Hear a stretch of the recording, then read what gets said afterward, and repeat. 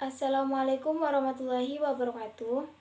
Alhamdulillahirrabbilalamin. Assalatu wassalamu ala asrofil anbiya'i wal mursalin Sayyidina Muhammadi wa ala alihi wa bihi wa mawala amma ba'du. Pertama-tama, marilah kita panjatkan puji dan syukur atas kehadirat Allah Subhanahu wa taala, karena atas berkat limpahan rahmat dan karunia-Nya lah kita dapat berkumpul di tempat yang insyaallah diberkahi oleh Allah Subhanahu wa taala.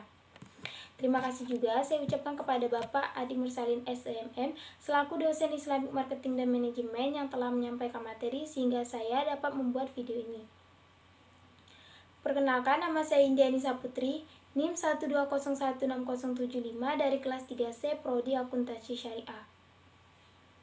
Apa yang dimaksud dengan Customer Relationship Management?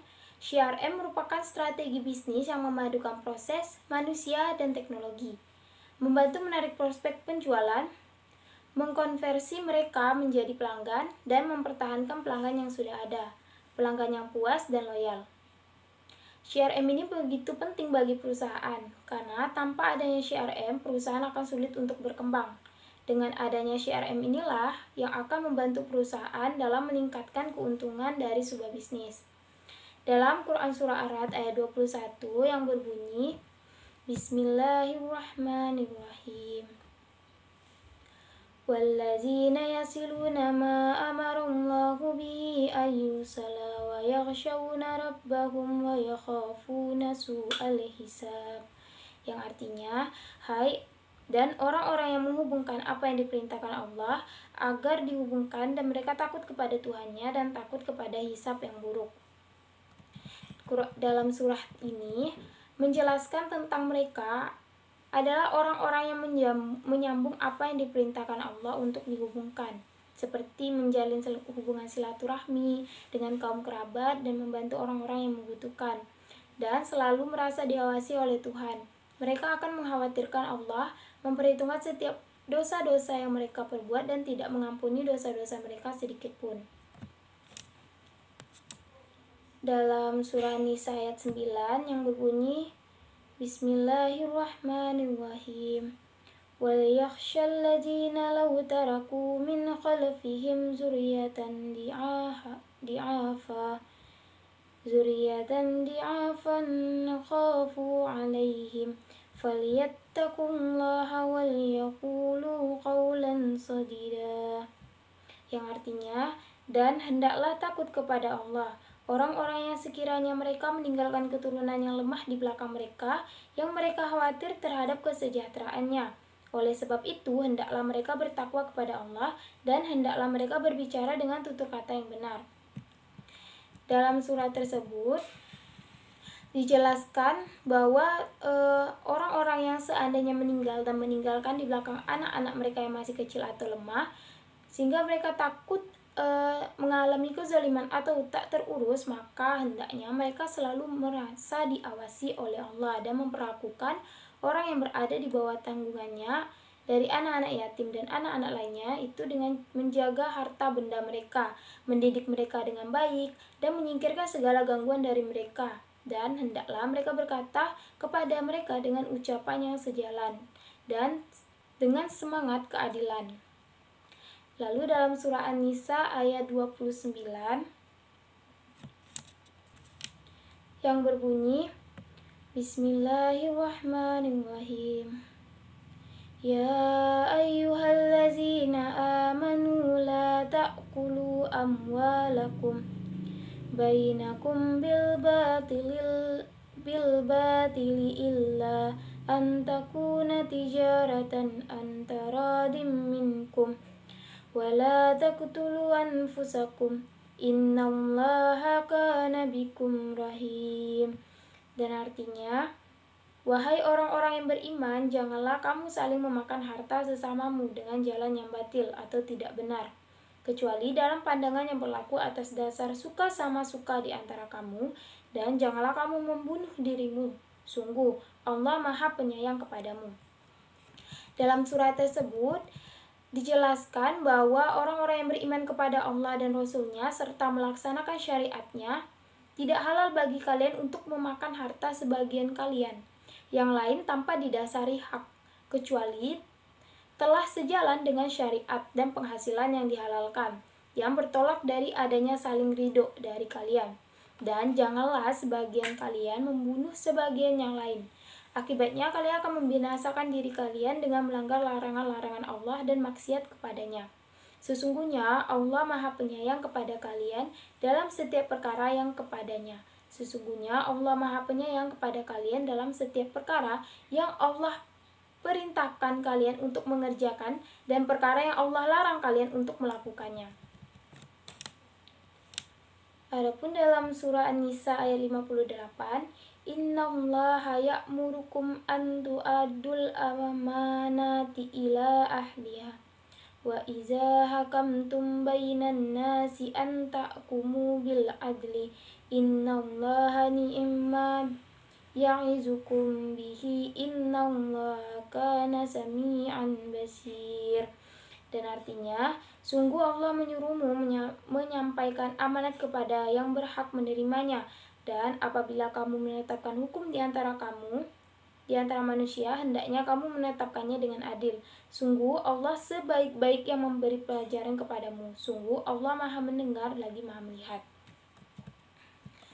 Dalam surat tersebut dijelaskan, Allah memerintahkan kita untuk menunaikan amanat yang berbeda-beda yang kita percaya untuk menyampaikan kepada para pemiliknya. Maka janganlah kalian melalaikan amanat-amanat itu. Dan Dia memerintahkan kita untuk memutuskan suatu perkara di antara manusia dengan dasar keadilan dan objektif. Bila kita memutuskan perkara di antara mereka, dan itu adalah sebaik-baik nasihat, Allah sampaikan kepada kalian dan memberi petunjuk kalian hendaknya kepadanya. Sesungguhnya Allah mendengar ucapan-ucapan kalian, meneliti seluruh perbuatan kalian, lagi Maha melihat.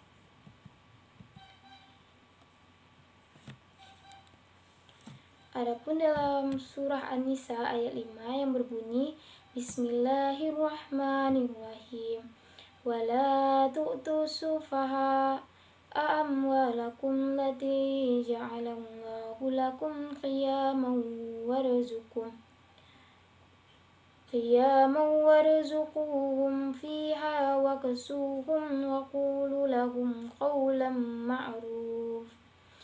Dan janganlah kamu serahkan kepada orang-orang yang belum sempurna akalnya harta mereka yang ada dalam kekuasaan. Kamu dijadikan Allah sebagai pokok kehidupan. Berilah mereka belanja dan pakaian dari hasil harta itu, dan ucapkanlah kepada mereka perkataan yang baik.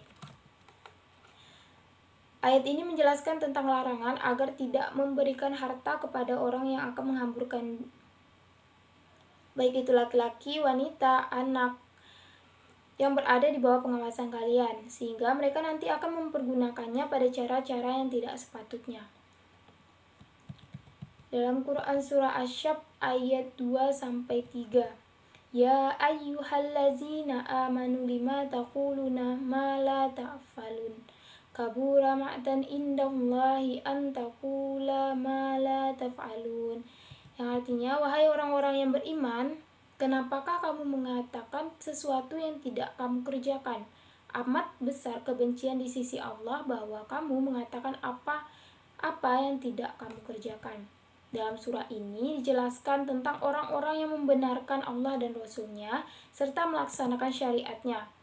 Mengapa kalian menjanjikan sesuatu dan mengucapkan sesuatu yang kalian tidak lakukan? Ini adalah pengingkaran terhadap orang yang perbuatannya menyelisihi perkataannya. Dan amat besar murka Allah bila kalian berkata dengan lisan kalian apa yang tidak kalian lakukan.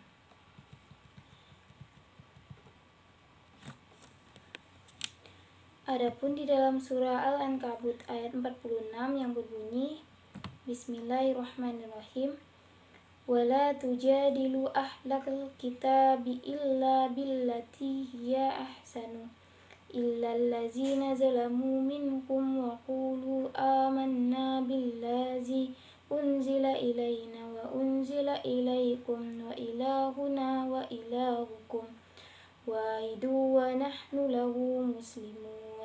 Yang artinya, dan janganlah kamu berdebat dengan ahli kitab melainkan dengan cara yang baik, kecuali dengan orang-orang yang zalim di antara mereka, dan katakanlah, kami telah beriman kepada kitab-kitab yang diturunkan kepada kami dan yang diturunkan kepadamu. Tuhan kami dan Tuhan kamu satu, dan hanya kepadanya kami berserah diri.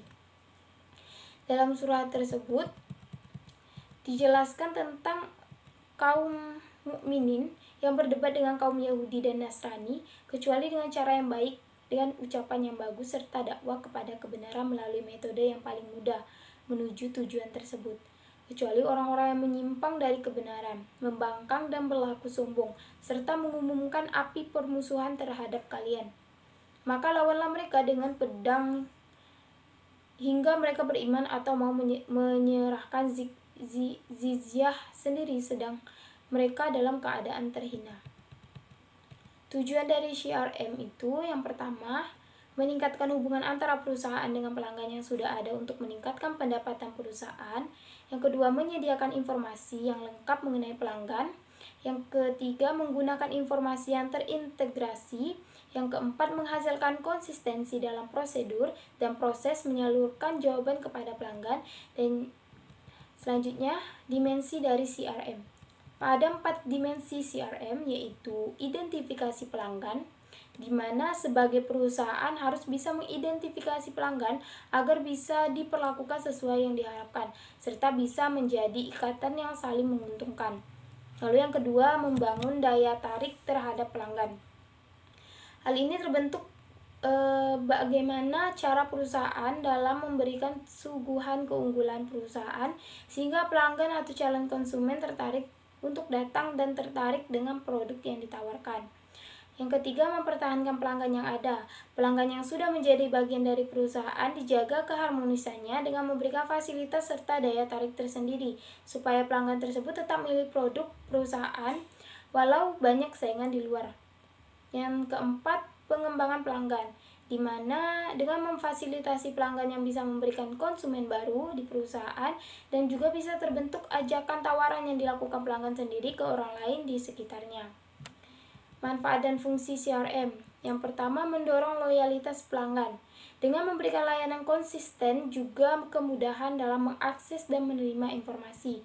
Yang kedua, mengurangi biaya karena hanya fokus melakukan penjualan dan pelayanan terhadap pelanggan maupun calon pelanggan. Yang ketiga, meningkatkan pendapatan seiring dengan peningkatan loyalitas pelanggan, mengurangi biaya, serta meningkatnya efisiensi operasional. Ada 4 fungsi dari CRM. Yang pertama, melacak prospek atau calon pembeli.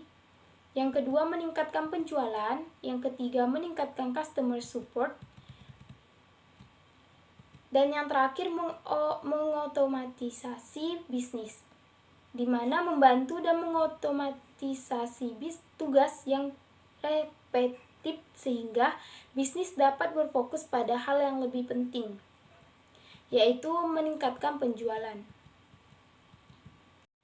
Selanjutnya nomor 11, baca artikel Customer Relationship Management CRM Alif Maulana 1, Muhammad Army Kevin Octavian 2, jurusan Teknik Elektro, Fakultas Teknik Universitas Sultan Ageng Tirtayasa, Jalan Jenderal Sudirman, kilometer 3 Cilegon, Banten, kode pos 42435. Dari artikel tersebut dengan judul Customer Relationship Management CRM oleh Alif Maulana Muhammad Army Kevin Octavian 2, yang saya peroleh dari artikel ini adalah Customer Relationship Management adalah sistem yang dapat mengatur hubungan antara pelanggan dan sehingga pengelola dapat mengatur saran-saran dari pelanggan secara langsung agar dapat meningkatkan bisnis atau e-commerce tersebut, karena dapat mengetahui apa saja keinginan daripada view publication, status pelanggan yang sering berkunjung ataupun kepada pelanggan yang melaporkan hal yang tidak disukainya. CRM biasanya ditampilkan atau ditawarkan seperti adanya kontak database dan marketing tools. Lalu yang ke-12, yang selanjutnya, baca skripsi dengan judul Upaya Meningkatkan Pelanggan Az-Zahra Collection. Dalam perusahaan tentunya perusahaan itu didirikan dan dikelola untuk menghasilkan barang atau jasa untuk kemudian dipasarkan dan diperjualbelikan kepada pelanggan yang memerlukan. Dalam strategi induk perusahaan atau dalam strategi dasar, berbagai satuan bisnis yang terdapat di dalamnya telah dinyatakan secara umum landasan berpikir dan bekerja dalam bidang produksi secara operasional didirikan oleh para manajer produksi. Seperti diketahui, perusahaan meluncurkan suatu produk tertentu karena dianggap dapat memuaskan sebagian kebutuhan para pengguna produk unggulan perusahaan atas nama kemampuan perusahaan mengandalkan suatu produk. Setiap perusahaan selalu berusaha untuk tetap hidup, berkembang, dan mampu bersaing. Manfaat yang dapat saya ambil adalah yang pertama, tempat penelitian dapat menjadi bahan pertimbangan baik secara langsung maupun tidak langsung. Manfaat bagi fakultas diharapkan dapat dijadikan bahan penelitian lebih lanjut di bidang pemasaran, terutama berkaitan tentang perilaku konsumen dan komunikasi konsumen, khususnya mengenai penerapan bauran pemasaran pada perusahaan. Yang ketiga, bagi umum dapat menambah wawasan dan pengetahuan mengenai bentuk penerapan bauran pemasaran pada perusahaan. Dan yang terakhir, bagi penelitian sebagai sarana untuk mengaplikasikan berbagai teori yang diperoleh di bangku kuliah, serta menambah pengalaman dan sarana latihan dalam memecahkan masalah yang ada di masyarakat sebelum terjadi ke dalam dunia kerja yang sebenarnya. Skripsi yang judulnya Upaya Meningkatkan Pelanggan Azhara Collection, teori-teori apa saja yang digunakan. Setelah saya membaca skripsi tersebut yang berjudul tentang meningkatkan pelanggan Azhara Collection, dalam penelitian ini menggunakan teori peningkatan pelanggan bauran pemasaran atau marketing mix. Juga diartikan sebagai suatu taktik marketing agar melayani pelanggan dengan cara memuaskan melalui elemen 4P, Produce, Price, Place, dan Promotion. Pelanggan adalah aset berharga bagi sebuah perusahaan. Peranannya sangat berarti demi keberlangsungan sebuah perusahaan. Tanpa adanya pelanggan, maka perusahaan tidak akan laju. Pelanggan juga dapat diartikan sebagai ikon keberhasilan jika banyak yang menyatakan untuk setia dan ada setiap saat. Sebuah perusahaan itu sangat beruntung, karena dapat disimpulkan bahwa Azhara Collection ini dapat meningkatkan pelanggan melalui produk yang bernilai, harga yang pantas, dan cara pembayarannya yang tidak memberatkan, dan kemudahan dalam mendapatkan produk, serta pelayanannya yang cepat dan etis. Hanya itu yang dapat saya sampaikan, lebih dan kurangnya mohon dimaafkan. Wabillahi taufiq wal hidayah. Wassalamualaikum warahmatullahi wabarakatuh.